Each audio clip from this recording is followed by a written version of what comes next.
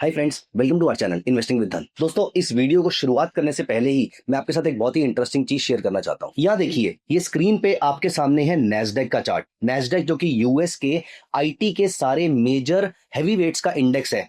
अब देखिए 2008 से लेकर, अगर 2008 से भी पहले से लेकर, हम किसी बॉटम से कंपेयर नहीं करना चाहते, लेकिन अगर आप नोटिस करें तो 2007-8 से लेकर ये नैस्डैक का चार्ट रहा है।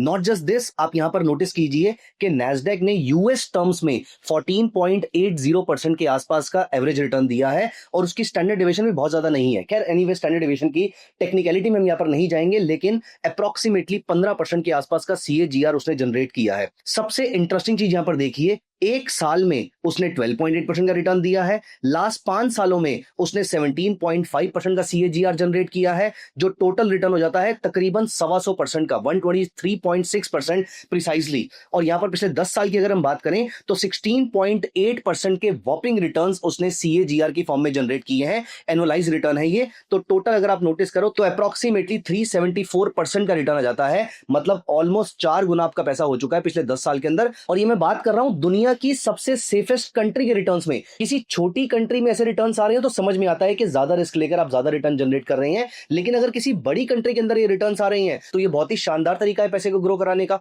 दोस्तों, यहां पर अगर आप नोटिस कीजिए, एनुअल रिटर्न्स में आप यहां पर ध्यान दीजिए, 2008 और 2022 में सिर्फ इस इंडेक्स ने नेगेटिव रिटर्न दिए हैं। बाकी उसके अलावा ईयर ऑन ईयर इसने पॉजिटिव रिटर्न दिए हैं। किसी साल 53%, किसी साल कम से कम 4.2% और कभी कभी तो उसने 54.7% के आसपास का भी रिटर्न जनरेट किया है। दोस्तों, ये तो बात हुई नैस्डैक की, लेकिन अगर हम यहां पर बात करें S&P 500, जो कि यूएस का एक सबसे बड़ा ब्रॉड मार्केट इंडेक्स कंसीडर किया जाता है, टॉप के 500 स्टॉक्स का, उसमें अगर आप नोटिस कीजिए तो S&P 500 के एनुअल रिटर्न्स भी ऑलमोस्ट 10% के आसपास आए हैं पिछले 100 साल के अंदर।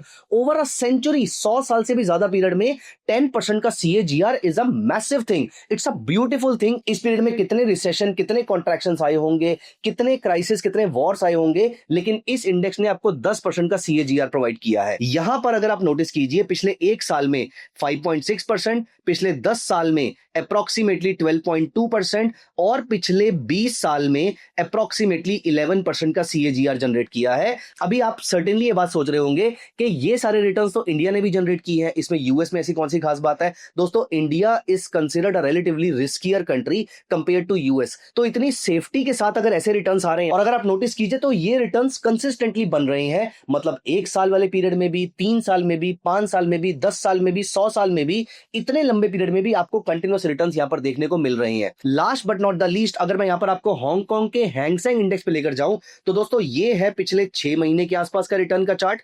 पिछले 1 साल के रिटर्न्स का चार्ट ये दिख रहा है, जहां पर वो पिछले 1 साल के हाई पे खड़ा हुआ है। और अगर मैं पूरा डेटा को भी यहां पर इंक्लूड कर लूं तो 1990 से लेकर 2400 से लेके ये इंडेक्स आज ऑलमोस्ट 10 गुना के आसपास हो चुका है। तो हैंगसेंग ने भी बहुत अच्छे रिटर्न्स दिए हैं।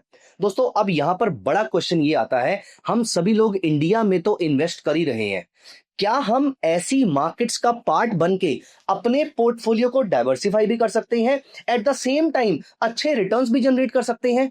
The answer is certainly yes. दोस्तों, ये वीडियो डेडिकेटेड है इसी कॉन्सेप्ट के ऊपर, इसी थॉट प्रोसेस के ऊपर, कि कैसे आप इंडिया में अपने घर में बैठे बैठे बिना कोई ज्यादा रिसर्च किए, बिना कोई ज्यादा मेहनत किए, एज इन आपको वहां पे किसी कंपनी की रिसर्च नहीं करनी है, आपको वहां पे किसी सेक्टर की रिसर्च नहीं करनी है, इंडस्ट्री की या इकोनॉमी की रिसर्च भी नहीं करनी है, आप कैसे यहां पर घर पे बैठे बैठे ओवर द वीकेंड अपने पैसे को पार्क कर सकते हैं फॉरेन एसेट्स में, जिसके थ्रू आप बेहतरीन रिटर्न जनरेट कर सकते हैं। अब यहां पर इस वीडियो में मैं आपके साथ जो भी टॉपिक डिस्कस कर रहा हूं वो सिर्फ एजुकेशनल पॉइंट ऑफ व्यू से है, उसको रिकमेंडेशन मत समझिएगा। Of course you should be consulting your financial advisor before taking any position in any stock, index, ETF और एनी अदर म्यूचुअल फंड। लेकिन यहां पर मैं किस तरीके से अपने आप को डाइवर्सिफाई करता हूं, या मैं अपने पोर्टफोलियो को किस तरीके से अलग अलग ट्रांचेस में ब्रेक करता हूं और अपने लिए अलग अलग टाइप से रिटर्न जनरेट करता हूं, मैं आपके साथ वो डिस्कस करने वाला हूं। तो आइए दोस्तों, चलते हैं इस वीडियो में आगे। मैं आपको बताता हूं कैसे आप ग्लोबल मार्केट के पार्टिसिपेंट बन सकते हैं और कैसे वहां पर इन्वेस्ट करके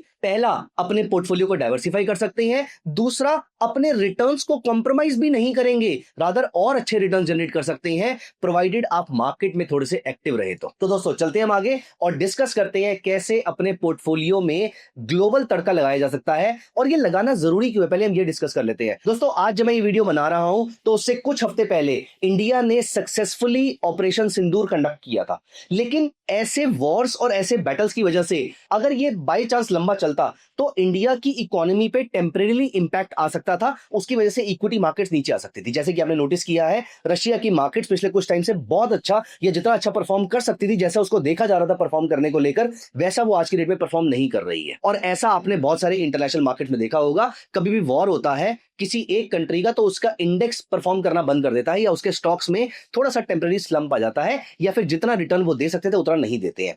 दोस्तों ऐसे टाइम पर ग्लोबल पार्टिसिपेशन या ऐसे टाइम पर ग्लोबल डाइवर्सिफिकेशन बहुत ज्यादा इंपॉर्टेंट हो जाता है और इसी चीज को माइंड में रखते हुए मैं आपके साथ एक कॉन्सेप्ट डिस्कस कर रहा हूं कि आप धन पे रहते रहते कैसे अपने आप को ग्लोबली डाइवर्सिफाई कर सकते हैं। और यहां पर मैं आपके साथ दो चीजें डिस्कस करने वाला हूं। पहले मैं आपको लेकर चलूंगा धन के वेब प्लेटफॉर्म पे और फिर मैं आपको लेकर चलूंगा धन की ऐप पे और मैं आपको दिखाऊंगा किस तरीके से आप अपने लिए अच्छे म्यूचुअल फंड्स और अच्छे ईटीएफ परचेज कर सकते हैं और यहां से अपने आप को ग्लोबली डाइवर्सिफाई भी कर सकते हैं। तो आइए without any delay let us move on to web.dhan.co which is the Dhan's web platform. आप भी मेरे साथ ओपन कर लीजिए। आइए मैं आपको दिखाता हूं कुछ इंटरेस्टिंग चीजें। यहां पर हम चलते हैं ईटीएफ पे। पहले मैं आपको दिखाता हूं कि किस तरीके से आप अपनी मर्जी से अपने टाइम पर कोई भी प्रोडक्ट यहां पर परचेज कर सकते हैं। आपको लगता है कि यूएस मार्केट कल रात को गिरी थी, आपको अभी की अभी कोई ईटीएफ परचेज करना है जो यूएस मार्केट में आपको एक्सपोजर दे सके या फिर दुनिया की कोई और मार्केट्स के भी ईटीएफ्स अगर अवेलेबल है तो हम यहां पर चेक कर लेते हैं। यहां पर बहुत सारे ईटीएफ्स अवेलेबल हैं लेकिन हम यहां पर डायरेक्टली चलेंगे ग्लोबल ईटीएफ्स पे। दोस्तों ग्लोबल ईटीएफ में अगर आप नोटिस कीजिए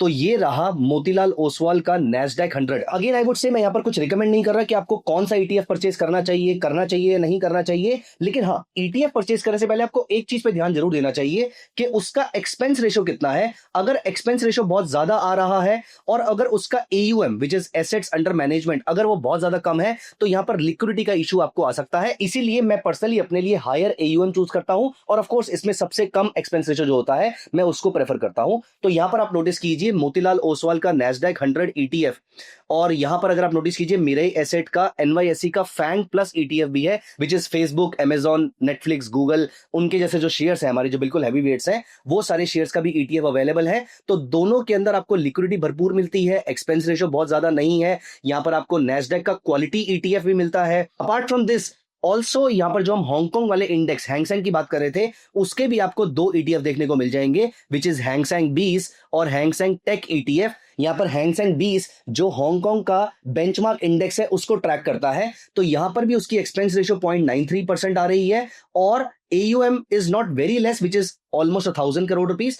तो बहुत कम तो नहीं है, ऑल्दो बहुत ज्यादा नहीं है लेकिन बहुत कम नहीं है। और अगर आप एक और चीज यहां पर नोटिस करें तो ये वाले जो दोनों ETF है सेकंड और third which is Motilal Oswal Nasdaq 100 ETF और मिरेई एसेट का एनवाईएसई फैंग प्लस ETF, इसमें आप नोटिस कीजिए धन के प्लेटफॉर्म पे आपको 90% और 80% की प्लेज बेनिफिट भी मिलता है। यहां पर मतलब आप इसको प्लेज करके अपने लिए मार्जिन ले सकते हैं, आप MTF के थ्रू इसको ट्रेड कर सकते हैं। तो यहां पर आपने इसको परचेज किया, आपने इसको प्लेज कर दिया, वो ऑटोमेटिक प्लेज हो जाता है आपका। इसी कैपिटल को यूज करके इसका सोचिए 90% कैपिटल आप यूज करके आप इसी से अपने लिए और रिटर्न भी जनरेट कर सकते हैं। तो MTF फैसिलिटी को भी आप यहां पर यूज कर सकते हैं और यहां पर ये जो NYSE का ETF है या फिर जो NYSE फैंग का जो ETF है ये तो आपके लिए रिटर्न जनरेट करेंगे ही और इसका रिटर्न मैंने आपको बताया कि अप्रोक्सीमेटली 10 से 15% के आसपास का पर एनम का CAGR रहता है। ये तो रिटर्न जनरेट करता ही है आपके लिए। अपार्ट फ्रॉम दिस आप इसी कैपिटल को यूज करके MTF में यूटिलाइज कर सकते हैं और अगर आपको लगता है कि अगले 4, 5, 10 दिन के लिए कोई अपॉर्चुनिटी है जो आपको 2, 4, 5% का ROI जनरेट करके दे सकती है तो ऑन एन एवरेज एक दिन का 0.04% के आसपास का ROI आप पे कर सकते हैं।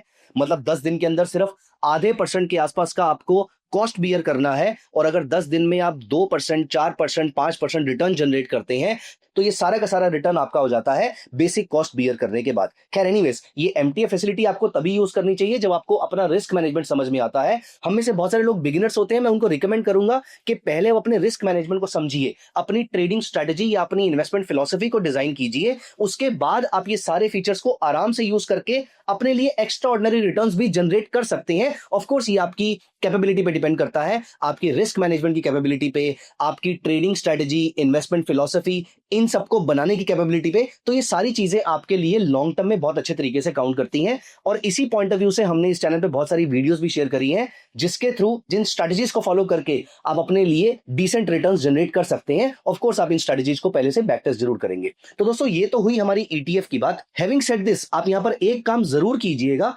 आपको मालूम है कि धन में ग्रुप वॉचलिस्ट बनती है, तो यहां पर आप अपने लिए एक नया ग्रुप बना सकते हैं और या फिर एक नई वॉचलिस्ट बना सकते हैं किसी ग्रुप के अंडर।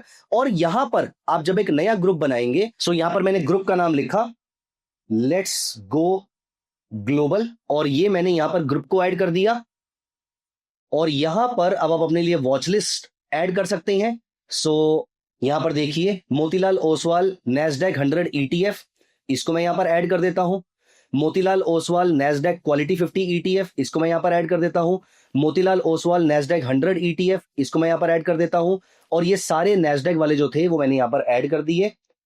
मैं हैंग सेंग भी ऐड कर सकता हूं, तो यहां पर आपको मिरेई एसेट के दिख रहे हैं, यहां पर आपको निपॉन के दिख रहे हैं, ये सारे के सारे मैंने यहां पर ऐड कर दिए हैं। अब देखिए ये सारे इंडेक्स आज नीचे हैं। अगर आप इनको रेगुलरली ट्रैक करते रहेंगे तो आपको पता है कि लॉन्ग टर्म में क्योंकि अच्छे रिटर्न्स दे रहे हैं, अगर शॉर्ट टर्म में आपको डिप मिलता है तो इसमें एक्यूमुलेट करने में कोई बुराई नहीं है, तो ये भी किया जा सकता है। एंड ऑल्सो दोस्तों ETF is just one of the ways of investing abroad. यहां पर एक और चीज आपके बहुत काम आ सकती है, वो है इंटरनेशनल एक्सपोजर वाले म्यूचुअल फंड्स। मैं आपको उसका एग्जांपल दिखाता हूं। तो देखिए दोस्तों, मैं यहां पर म्यूचुअल फंड की स्क्रीन पे हूं और मैं यहां पर अपने म्यूचुअल फंड्स में डिस्कवर बाय कैटेगरीज में जाता हूं, ऑल फंड्स पे क्लिक करता हूं और यहां पर एक्सट्रीम राइट पे जब आप आ जाएंगे तो आपको यहां पर दिखेंगे इंटरनेशनल फंड्स।